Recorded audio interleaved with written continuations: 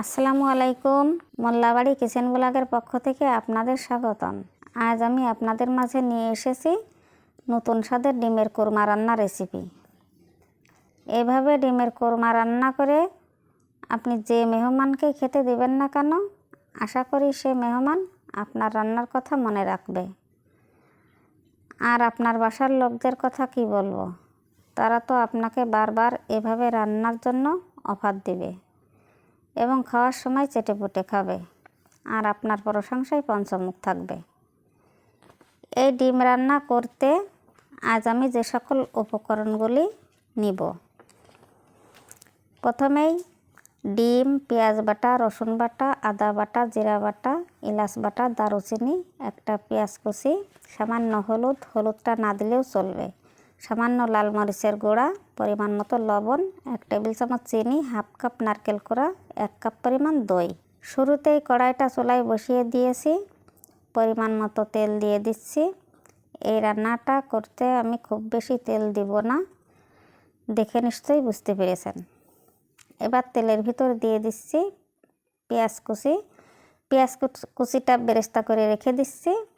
এরপর দিয়ে দিচ্ছি পেঁয়াজ বাটা, রসুন বাটা। এবার কিছু সময় নেড়ে নিচ্ছি। এবার দিয়ে দিচ্ছি জিরা বাটা, আদা বাটা, এলাচ বাটা।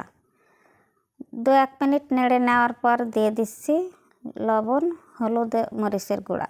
আবারও নাড়া দিয়ে দিচ্ছি। এ পর্যায়ে দিয়ে দিচ্ছি বেটে রাখা নারকেলটা অবশ্যই ভালো করে মিহি করে বেটে নিতে হবে। নারকেল দেওয়ার পর কিছু সময় নেড়ে নিয়ে দিয়ে দিচ্ছি দই দিয়ে কিছু সময় নেড়ে নেওয়ার পর দিয়ে দিচ্ছি 1 টেবিল চামচ পরিমাণ চিনিটা দিয়ে নেড়ে দিচ্ছি। এবার ডিমগুলি হালকা ভেজে নিচ্ছি। এবার মশলার ভিতর সামান্য পানি অ্যাড করছি।